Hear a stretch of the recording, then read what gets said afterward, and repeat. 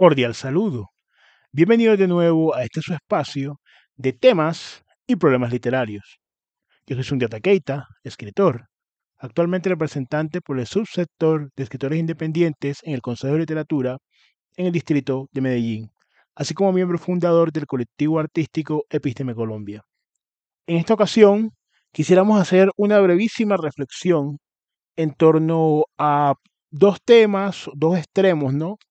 En la polaridad creativa y en la polaridad del diario vivir, expresados pues en términos kunderianos como la levedad y el peso, vendría a ser, por un lado, la cotidianidad y por el otro lado, la creatividad, que hemos notado que muchas veces el escritor, el poeta, las antagoniza, pero realmente no es así. Entonces, la primera situación que vemos es que evidentemente al estar insertos, ¿no?, en un sistema de vida que muchas veces es cíclico, eso deviene a que tengamos unos estímulos repetitivos, ¿cierto? Se construye una rutina de vida, salimos a veces a hacer una diligencia, a trabajar, nos encontramos en ciertas situaciones, ciertas interacciones, a veces más o menos con las mismas personas, familiares, amistades, compañeros de trabajo, eh, también inclusive en el mundo de online también interactuamos, inclusive llega un momento con las mismas personas y demás. E incluso cuando hay trabajos que son de orden repetitivo, a los cuales el escritor está sometido. Por ejemplo, hay escritores, yo conozco un escritor que de hecho trabaja en todo este asunto de la construcción, es un poeta, declamador, y pues su fuente de ingresos es precisamente es albañil de construcción y está todo el día, eh, inclusive tiene un horario bastante arduo, ¿no? Y eso no le impide sacar unos espacios para cambiar y hacer sus declamaciones. Entonces, ¿qué quiero decir con eso? Que la cotidianidad, si bien somete al escritor a permanentemente a este input que de alguna forma puede sentirse pesado, puede sentirse agobiante, debido a que las potencialidades creativas no se pueden expresar todo el tiempo y en todos los espacios. Sin embargo, también da la posibilidad para enriquecerse y también aportar a la propia obra cuando esos espacios de libertad se dan. Por eso les ponía el ejemplo de, de este poeta declamador, Evelio se llama. Entonces, es un buen ejemplo para ilustrar cómo, pese a una cotidianidad, digámoslo así, tan reiterada y sobre todo un trabajo pues tan pesado como es el de la construcción, sacar ese espacio y aprovechar esos elementos que están allí en el diario vivir. También hay una segunda situación por la cual se percibe esto y trata de generar esa incompatibilidad, y es que no se le da el valor a estos hechos menudos. A la materia y la sustancia de la vida muchas veces está compuesta precisamente por algo que nos ancla, ¿cierto? Porque el escritor tiene una tendencia a volar, a hacer esos vuelos de Ícaro, lo cual, por supuesto, es apenas natural y obvio, ¿no? En su quehacer como escritor, el evadirse, el construir otros mundos, pero en ocasiones, cuando no tiene este polo a tierra, cuando no tiene esta ancla, ¿cierto? A un sistema determinado de cosas, esa misma creatividad, primero no se nutre muchas veces de las vivencias, ¿cierto? Y muchas de las vivencias no son extraordinarias. Cuando ustedes miran diferentes obras literarias en donde estuvo el autor sometido a unas vivencias determinadas, no eran del tipo extraordinario. Pues muchos autores trabajaban en fábricas, no todos eran acomodados y tenían, digamos, grandes fortunas y personal doméstico a su servicio, o tenían un mecenas que los ayudara. Gran mayoría, muchos trabajaban y estaban expuestos a ese entorno. Sin embargo, de allí, de esos entornos, sacaron para su producción. Entonces, es importante entender que la cotidianidad no es enemiga de la creatividad.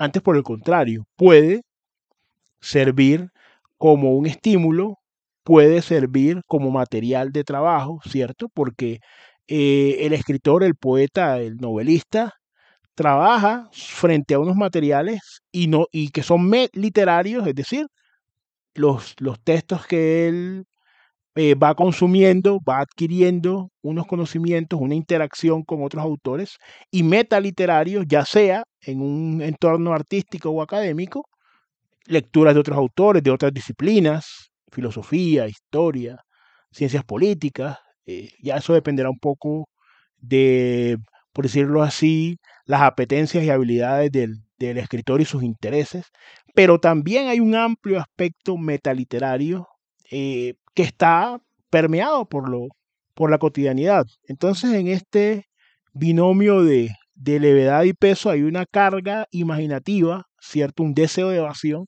que tiene el escritor, que es muy legítimo, y al mismo tiempo se ve y su deseo de trascender se ve también en contraprestación, sí, en oposición a esta realidad, ¿no? Que nos lleva a relacionarnos en distintos entornos, también dependiendo muchas veces de la profesión, la actividad u oficio, donde no vamos a encontrar ningún tipo de eco literario o de situaciones extraordinarias de una belleza o de una calidad que ameriten, ¿no?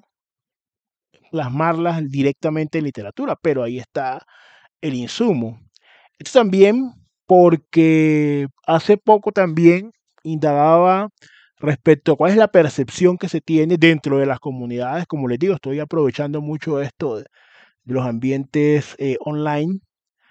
La percepción que tenía, por ejemplo, del poeta, que es el Ícaro por experiencia, sí, por experiencia y por antonomasia, ¿no? Por definición.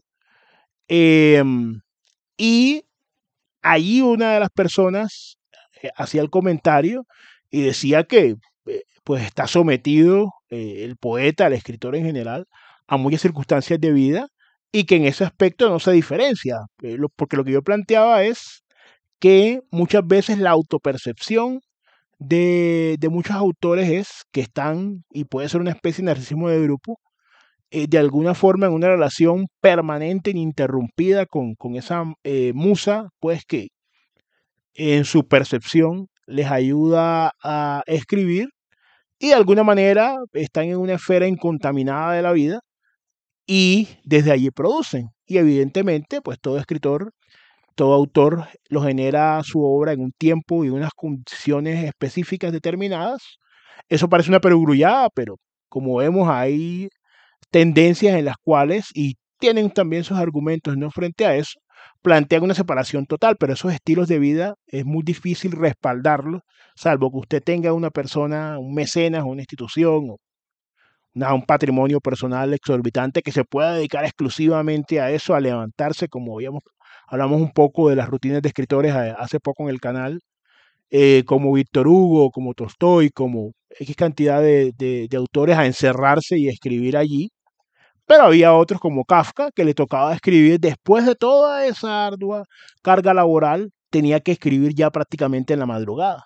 Entonces, valoremos entonces lo cotidiano, ¿cierto? Entendamos pues que de ahí viene la dialéctica precisamente, no quedarse en una polarización, un sistema de oposición binaria y no trascender, sino entender que estas experiencias que tenemos diariamente, inclusive no solamente en una parada del bus, en ir al supermercado, una serie de circunstancias, de alguna manera potencian, ¿cierto? Y al mismo tiempo, esa creatividad eh, que tiene el escritor también sobrelleva muchas veces circunstancias particulares repetitivas, ¿cierto? Imagínense ustedes, por ejemplo, trabajar en, qué sé yo, sector administrativo o en el sector privado, por ejemplo, en un banco donde que sus labores sean siempre más o menos las mismas.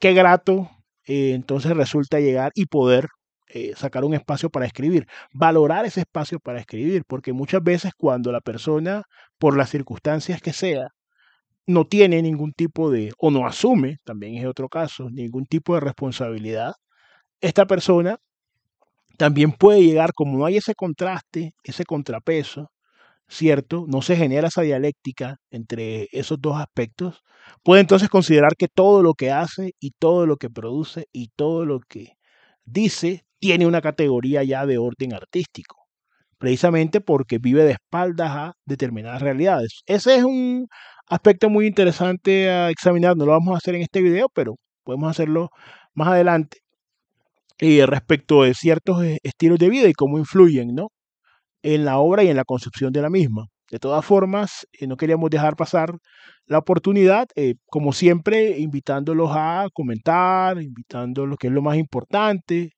suscribirse, ¿cierto? Dar un me gusta si así lo desean. No siendo más por el momento, nos veremos en una siguiente oportunidad.